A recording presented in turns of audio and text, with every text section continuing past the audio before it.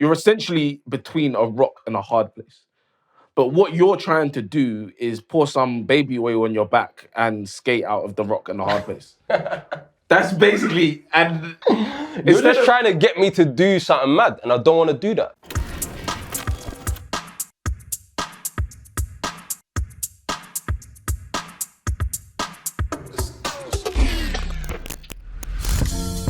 Hello again. Thank you for joining us. However you're listening or watching on YouTube, this is Think Twice. My name is Benno Urbano, and this is Tef. Yeah, I don't know what I was going to introduce you like. You can say it, But every week we do the same thing. Yeah, I feel like they should know by now, to be fair, true, but true. I guess that's how you start episodes, isn't it? You looked at me expectantly and I thought, let me just... Yeah, we should probably rehearse that sometime. Maybe. Or keep it natural. Yeah, say so. But today we're going to discuss virtue ethics. Virtue ethics basically centers on cultivating like a good character and good character traits. And then that's how you make your decisions, basically. So it's more about the process rather than the outcome, which is more consequentialism, for example. And the sort of like traits would be integrity, compassion, honesty, courage, humility, gratitude. Those sort of traits that you develop over time, which basically dictates how you make decisions. And that sort of leads us on to our first question, which is sort of, is it right that celebrities and entertainers are considered role models? I don't think it is. And when I was thinking about this question, I was thinking about why are celebrities role models? Like, who made them role models? And I think it's just because young people see them on their screens for so long and there's so much exposure to them that naturally young people see them as role models. And for me, that's not a good enough reason for why someone should be one. Do you know what I mean? Yeah. What do you think? It actually like pisses me off to the point that like people think entertainers or celebrities should be like role models. They're just particularly good at one thing. Right. And I find it so crazy that someone's good at one thing and then now they're considered a role model. Yeah. And yeah, I guess you probably have some qualities, but you're not famous or you're not known for something because of those qualities, I don't think. 100%. I think it's far more talent than it is mental fortitude as the reason why you're that person. 100%. And we would agree that it doesn't mean that athletes, for example, or celebrities or actors should be confined to one thing. But role models is mad. Yeah. Role models is like someone who has the characteristics and personality traits that you want to instill in yourself or you want to instill in society. And that's a mad jump to go from, being good at something to then becoming someone's role model. Yeah, it's mad. And like, the more and more I thought about it, the worse it even got for me. So I even thought like artists, for example. Artists are like good at what they produce because it makes you evoke some sort of emotion towards something, right? 100%. So like whether that's music or whether that's like painting or whether that's sport. Sport can be art. And they center that ambition and that drive from a sense of insecurity. Or sometimes even from a place of trauma. As to what drives them to achieve such success. Yeah. Trauma's a great, sorry to cut you off, trauma's a great source of creativity. Like, it's such a powerful like thing that happens in someone's brain that it can like cause all these things to arise in a person and produce this creative art that you're talking about. Precisely. And it's not as if they've overcome this trauma, which is like kind of crazy that like, that you're gonna choose a role model based on their trauma, essentially. Do you know what I mean? Like, and I find that so peculiar, particularly musicians, that you're gonna choose that this person is now how you should choose or want to live your life. It's mad. Because they invoke some sort of emotion in you. And I can't lie, you're right. If you think about music artists, and you think about we're not gonna name no names, precisely. But Jesus Christ, their track record is peak. It is whack. Bruv, it's tight. And I sit there and I honestly, it actually irks me. It just doesn't make sense to me whatsoever. Yeah, absolutely. And to add to that, I think a lot of like what drives excellence in a celeb, an actor, or even an athlete is an internal process. It's like almost a battle with oneself to be excellent at something. And to think that that process of like driving excellence within yourself then qualifies you to like now broadcast to the rest of the community is crazy, because you're talking about an individual process. Yes, you might work in a team or something, but there's a lot of individual process that's going on in the mind of this person, this famous person that we're talking about.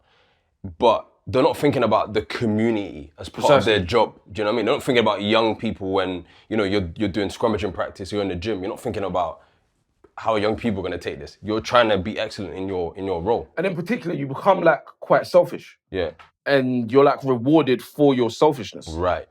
And how you interact actually on a daily basis is affected completely by that. Do you know what I mean? That framing. So I just, it's sort of like in a day-to-day basis, like they Thinking about themselves. They're self-centered. And there's nothing wrong with that. Like No. there's a time and place to be self-centered, and we all need to achieve and want to have some sort of ambition. Yeah. So it's important.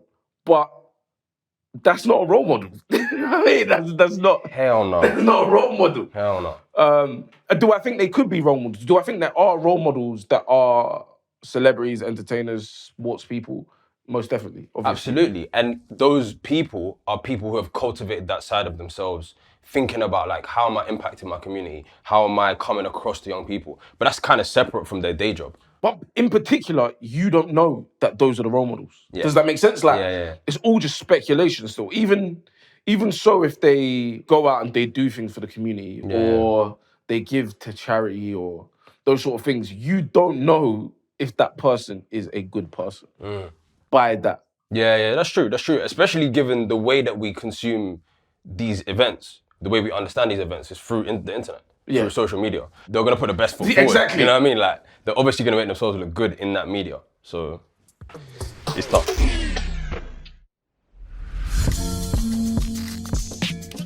And that sort of brings us on to our second question, which is sort of like, this is away from sports people and away from musicians and entertainers, and we move towards more politics.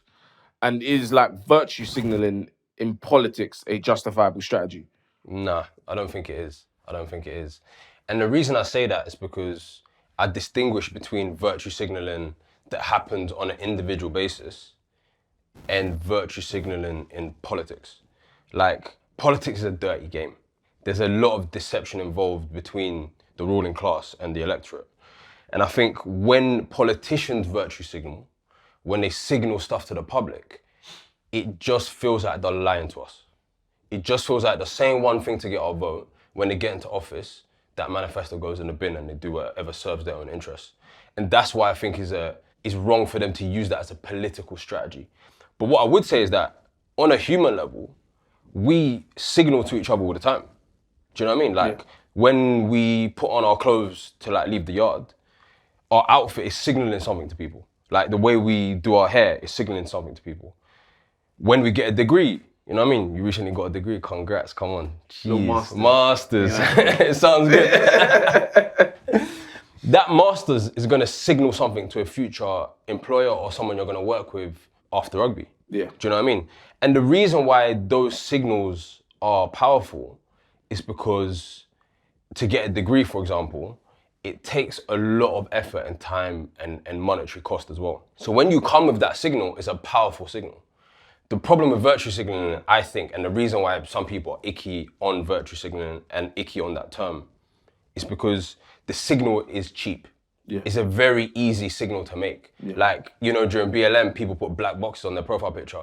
It's such an easy thing to do. I just feel that we should sort of mention what virtue signaling is or our definition of it. And it's sort of like a public expression of like opinions or beliefs to garner sort of favor that you don't truly believe in, but it makes you more appealable. It makes you more appealing to people. I would tweak that slightly because in my definition, the signal can be true. You can intend to do the thing after, or it can be false. Yeah, the signal is just a signal. I think in common parlance, the way we talk about it is like usually people are lying. Yeah. People are like they're not gonna follow through. But the reason why I think is not justifiable as a strategy in politics is that I think more often than not, the politicians do it with no intention to follow through. This is not a hill I'm willing to die on. Right. But I do think it is justifiable. Okay, talk to me about that. And I think it's justifiable because when you're governing a large amount of people, you can't represent every single person. You just can't. So there are going to be topics or policies that you don't truly believe in yourself, Right. but you have to represent that because people care about it. Sure.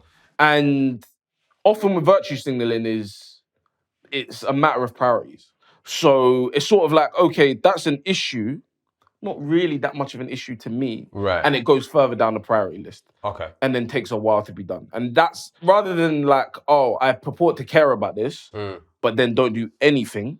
It's more the fact that it's a lower priority. I hear that. But like, if we sort of get slightly specific for 1 sec, I don't even think politicians directly virtue signal our current political like leadership. What virtues are they signaling to us? Like, I don't even think they go as far as virtue signaling. Right now, all I can kind of sense is that politicians use science as a way to like justify their actions. So they say, oh, the science shows this, and this is why I'm doing it. But they don't say, I'm doing this thing because I am virtuous. Like, they don't signal virtue. But that's like the point. I don't think like you can truly be virtuous as a good politician. Right. I don't think the two are synonymous. You can't have both. You can't be a good politician and be virtuous.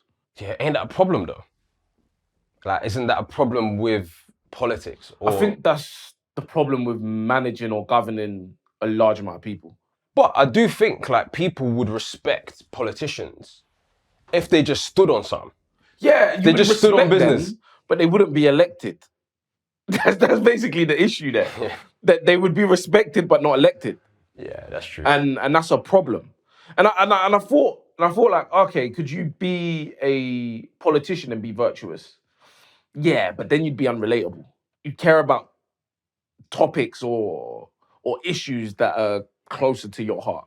Sure. But I think when you put forward an issue, if you justified it in a way that people can relate to, you would even garner like favor from the electorate on things they disagree with you on. For example, someone like a virtuous politician might be someone like Jeremy Corbyn. And, you know, when you said you're not electable, that was one of the first things that came to my mind. Now, for the record, I think Jeremy Corbyn is very electable. But it's not your decision as to whether he's electable or not. But I don't like that. I don't like people saying that about my guy. I don't want to hear that. It's not your decision. It is my decision. Or not. No, that's my opinion. No, it's not even your opinion. Like, to be electable is not somebody's opinion. Yeah, but there's bare things that went into him losing that general election. Like, the media came down against him. Yeah, I'm not. Yeah, but had the media not done that, the result might have been different, no? So he was electable before, and then the media came and... No. That is part of the fact that you're not electable. No. The media have interests that are not to do with electability. So they have an interest to have a certain type of politician at the top of the ruling class in this country. But that's exactly what I'm saying, though. You're not electable as a result. But that's why I'm saying this is my opinion. He's electable to me. If he's unelectable to the boss of the Sun, like, I don't care about that. Like, the boss of the Sun doesn't represent my interests. When I'm saying electable, it's essentially, can they gain office? And they have to gain office through a majority. You accept that there is a course of action where Jeremy Corbyn could be the Prime Minister right now. That was feasible. Yeah. During that election. Yeah. It's feasible. He is electable. He didn't get elected, but he's electable. But unelectable is to suggest that like the likelihood of them being elected is low. I don't think it was low. Because of the things that they represent. That's what unelectable is. Coming back to the question about like virtuous politicians, because that's what you're talking about, virtuous politicians. I am 100% sure that there are people on the political right in the electorate that respect Jeremy Corbyn's like ethics. They respect that he stood on something. They respect that he stood on, for example, redistribution of wealth. He stood on that in his manifesto. And that's just one of many things that he stood on. But I'm sure there's people in the political right, in the electorate, they're like, fine, I respect that he stood on that. Do you know what I mean? So just because he's virtuous doesn't mean that he can't curry favor in a wide sense, in a popular sense. But some may even consider that like self-serving. How? Because essentially, like, you could argue it's the easier option to stick to exactly what you said, and as a result of sticking to that, you now don't get elected. But I was able to stand. I stood on it. Right. But you actually can't create change, and that's basically what you're trying to do: create change. That's true, but there's multiple ways to create change. And I think if someone says to me, I want to create change by standing on a principle that's thought through, you know what I mean, is backed by my own personal experience and politics, history. though. Yeah, but politics needs to change then. Because politics can't just be wishy-washy, or we're just going to say what we need to say to get elected. That's and then when we get into power, we'd make the changes there. I'm not saying that. It's sort of the fact that there are so many different perspectives. And given there are so many different perspectives, we're basically, you can't just stand on something because you have to represent so many people. And if you're going to try and represent so many people and create change, you have to bend a little bit. You have to be malleable. But the opposite to me of standing on something is standing on nothing. Yeah, okay. That sounds terrible. Yeah, I'm not saying that. You know what I mean? They're obviously non-negotiables. Yeah, but the non-negotiables are basically just status quo bullshit.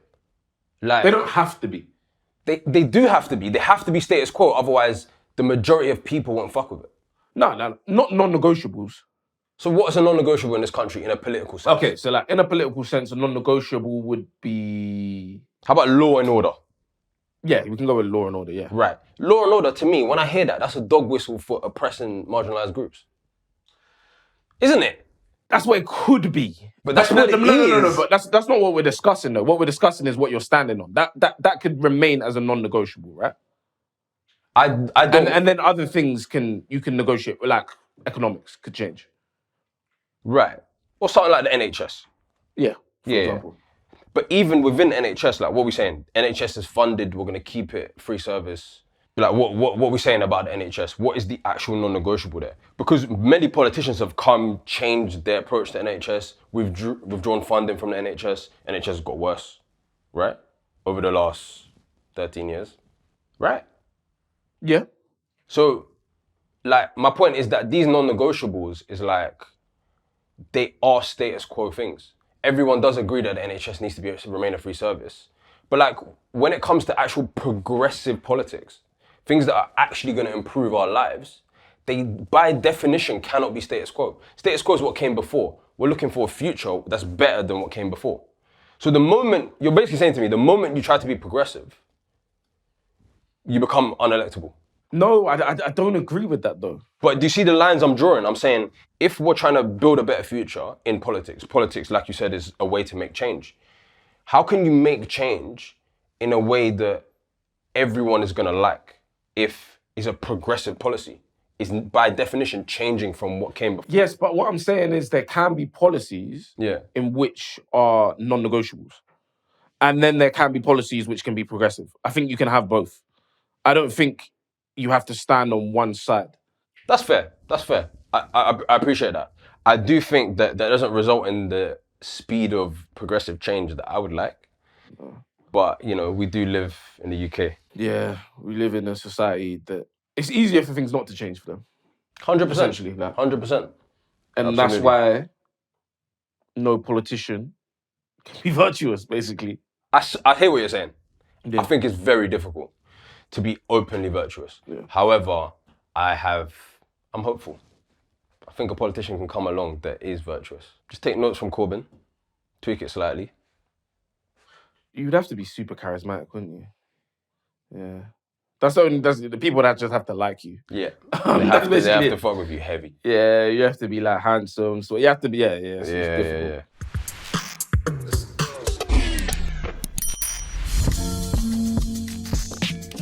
On to our final and favourite segment, the moral dilemma. We're going to find out if Tef is virtuous. I know I am. so we'll find out if Tef's virtuous or not. You are a manager in a company that is facing financial difficulties. The company has 14 employees, and in order to cut costs and ensure its survival, you are considering laying off 5 employees who have been with the company since its inception. These employees have shown immense dedication and loyalty over the years. Cutting the employees will ensure financial stability in the company although there is a 50% chance keeping the employees may lead to the collapse of the company. You know the employees' families. They have contributed significantly to the growth of the company. Do you cut the employees or not? I do not cut those employees. That's the virtuous, man. They stay with me. Have to. We're right to the end. Exactly. 100%. Why do you say that though? I just think their work that they've done with you over the years has contributed to why the company was a success in the first place. And I think in a moral sense, they have like a right to that company. That they almost own part of that company in a moral sense. And I think because they literally built that company with their own labor. And I just think because of that, I can't cut them off. They literally, in a moral sense, own part of this company. They should own part of that company. I see it more on a personal level. Yeah. I just think like it's important. If you are like a courageous person with compassion and integrity, you can't get rid of them. Yeah. These are your people. Exactly. Yeah. Like you've poured time into them, they've poured time into you. You said we're gonna do this together. Yeah. And then when it gets really tough, you get rid of them. I just don't think you can be a virtuous person as a result. It would be pretty outrageous to just cut them. And like, you could decrease the chance of the company's survival. I'd still ride out with them. So what would be your line? We're going down together. There's no line. You're going down together? We're going down together. Now, you might ask me, okay, like, how are we going to save the company? And I think there's obviously the reason why cutting the employees might save the company is because it reduces costs, right? You basically get rid of their salaries. But I think there's a way that you can restructure the company, give them equity, bring them into the ownership of the company. Because at the end of the day, they deserve that. And you also bring them into a position where if the company survives, if the company does become profitable again, they also can benefit from that. Do you know what I mean? So you do some sort of salary sacrifice. I have to sacrifice my own salary as well, by the way. Yeah. It can't just be them that has to pay the price. But under no circumstance would you get rid of these employees, essentially? No. Why is that though? Do you know why? And not to get too Marxist about it, but the company has been built on the inherent exploitation of their labor. So the fact that they don't actually already own part of the company is a bit of a problem. Like, especially in the scenario you gave, they've contributed to the significant growth of the company. Especially in that scenario. They're not like just a new employee who just joined 6 months ago. I can't give them the world because they're brand new. It's arguable that they've not done much. They've just been learning for the last 6 months. These people have been there from the start. Yeah, but I'm not sure about that. Because essentially, like, if you're essentially saying you're going to ruin multiple people's lives. No. So what I'm saying is, and I didn't really get to the point, I was rambling a little bit there, sorry. They should own part of the company. Now, if they already owned part of the company and we got to this point and they own part of the company, there could be a scenario like disciplinary issue or like they're really not performing well, where it's just like you're bringing the team down and I need to warn you, I need to give you 2 warnings, 3 warnings, then you're out. But they still keep their equity because that equity is built up off the backs of their previous work. You're sort of skating around the point that like, they're not the only employees at the company. Sure. But why have they been like... So you're going to scatter all the 14 employees and your own life? But why have we picked out these 5 out of the 14? Are they performing like Yeah, we're worse? not going to do that though. Why can't we do that? No, because like the idea of the dilemma isn't to pick apart the dilemma. No. We're not picking apart the dilemma. Yeah. But we're now into like some scenario where you're like asking me when would I draw the line and sack them? Precisely. Yeah, so now we're going down that road. I'm saying I might sack them if I've selected these 5 employees because their performance, they're not upholding their like end of the bargain. Irrespective of the performance, like 5 employees have to go. Say the performance is all the same. 5 employees have to go. It has to be restructured. Then I don't have a good company. Well, company's whack. Well, that's the case, but this is the position you're in. But why are they suffering? Because my stewardship of the company is bugs. Because the company's not doing the right thing, clearly. Because it's not their fault. They're performing well. All 14 employees are performing well. Whose fault is it then? It's my fault. Also, there was a decision made that maybe you grew too quickly. Right.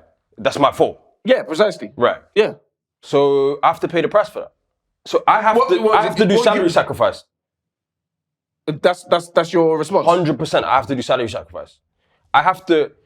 My suffering has to at least be equal to theirs. At least. You know what I'm saying? Like, it's my fault. They're performing well. They're doing the job that I employed them to do. So why are they paying the price? Why am I upending their lives? I have to pay the price. Do you get it? I have to give them equity or something like... I just feel this is like... I feel that's like virtue signaling a little bit. What?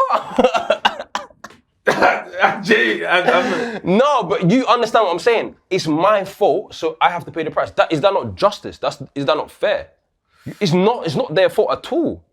You get what I'm saying, right? I get what you're saying, but like... Maybe you don't appreciate me saying something like salary sacrifice. It's a bit mad or something. Like, I'm literally going to work without pay. Yeah, do you know what I mean? I don't believe that to be true. I own the company. Well, I'm saying, like, I don't believe that to be true as if you're going to now give up all your money. I just don't believe that to be true. I'm not giving up all my money. I own a company. I literally have 14 people working for the benefit of my profit. What I don't like that you're trying to do is change the scenario to fit your signaling. I'm not because essentially, like 5 have to go here. You have to make a tough decision. Who said that? Why? This is the scenario that you have to make a tough decision. But what you're trying to do is not make a tough decision. If you bring a scenario and I'm like, let's tweak this, or can you clarify this? Clarify it. Why are these 5 being singled out? It could be any 5. 5 have to go. The environment has dictated that someone has to go, right? 5 people have to leave. Yeah.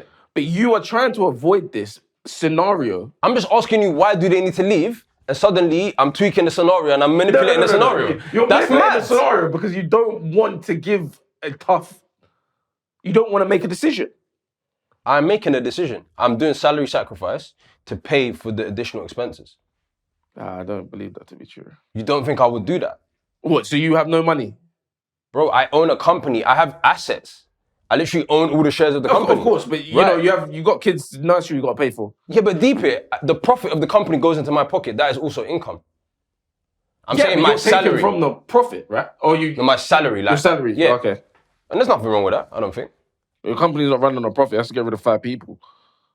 Yeah, it's not running on a profit. The salary that I sacrifice is going to contribute to overall profit. Is it not? I don't buy that. Like you're essentially between a rock and a hard place. But what you're trying to do is pour some baby oil on your back and skate out of the rock and the hard place. That's basically, and you're just trying to get me to do something mad, and I don't want to do that. But it's not that you have to do something mad. No one's saying do something mad. Sacking 5 people was mad. Sacking 5 people at 14, over a third of the workforce, you're culling them, and you're trying to tell me there's not even a good reason for it. It's just the way it is. You're not even giving me a performance reason. You're not giving me... It's not a performance reason. Yeah, I'm even throwing you a bone to say they're performing worse. No. It's not a performance. It's the decision you have to make. I value this other employee over you. It's the idea of they pay the price as soon as we're in problems, and I'm good. My salary stays the same, my equity's the same. That's what feels wrong to me. As long as I pay the price first. Yeah, I've no issue with you paying the price as well. Okay, then we're kind of in agreement. Well, they have to go as well then, as well as. Yeah, okay, but let's say you pay the price and that doesn't work, then yes, maybe. Because you don't have no other cards left at that point, right? Yeah. To be fair, the company was guaranteed to go under. Sayonara, man. I have to say bye-bye to them. I'm going to drag down the rest of the employee. I can't do that. But would you do salary sacrifice first? Yeah. Okay. So we're not far off here. Like you would accept culpability, you'd pay some price, but then ultimately, if you feel like that didn't work, you'd move to sacking the employees or making them redundant. Because you have to. Okay, fair. That's fair enough. I pray I'm a better CEO than that. Yeah, of course. Like, and you have to bear in mind, like, the scenario starts with 50%. So, like, it's not that the company's definitely, I'm sticking with my employees. Right. But when you said that, like, I'm going to the ground with them, I thought that was a little bit ridiculous. You just didn't like that. You lost me there. You absolutely lost me because we there. did start at the same place. Yeah, and I was like, nah, that's ridiculous. Like, you're gonna drag the other 9 down with you, like. No, bro, that's not what it is. The other 9, they got kids too. Yeah, Yeah, but they got fees to pay too. I hear that, but them 5 do too. That's the world we live in, man. No, man, I'm not. That's I'm tough. I'm not hearing that. And I'm hoping one day we're back up and I can go and bust them. But before then, like, we need to get back up, guys. I'm sorry. Look, as long as you've paid the price in some way, I can get on board with it. Yeah, of course you have to pay the price still. Yeah, I agree. All right, that's virtue ethics for you. This is probably like my favorite ideology. Branch of philosophy. Yeah, and it's probably the part of philosophy I probably practice the most because I think it's important and I think it affects every aspect of your life. What do you think? Yeah, absolutely. I think is a bedrock of morality, because you need to think. Okay, like you need to sit there with yourself and think, what's my personality? What are my characteristics? What do I believe in? Stuff like justice, empathy, compassion. Like having those thoughts is very important. Like, and it can subconsciously seep into what you do on a daily basis. Precisely. You know when people are like, oh, like I went away to find myself, right? Like that's basically virtue ethics. Like it's basically going away to find your opinion on things and how you feel about things and what decisions you make in those scenarios. Yeah. Based on the process of what you value yourself. Yeah, I fuck with that. I fuck with the whole I went to find myself. It's just like sometimes when people say, oh, went to Bali, and I'm like, everyone else did that, bruv. Yeah, I actually don't think finding yourself is like a moment in time or a period in time. I think it's like actually takes quite a while. And you are constantly evolving. So do you ever truly find yourself? Or you find yourself in that particular time, really and truly? Yeah. But anyway, thank you for joining us and thank you for joining us on Virtue Ethics. We'll probably discuss it again at some point. 100%. Because I do love it. See you soon and take care. God bless you. Thank you for joining us.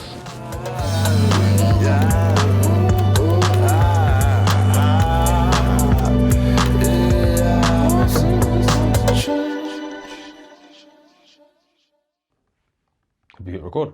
Yeah. Okay, cool. Good to get cracking? Yep. Let's go. What If there's something you particularly want to say? It's just a question I want to ask you, innit? Damn. There.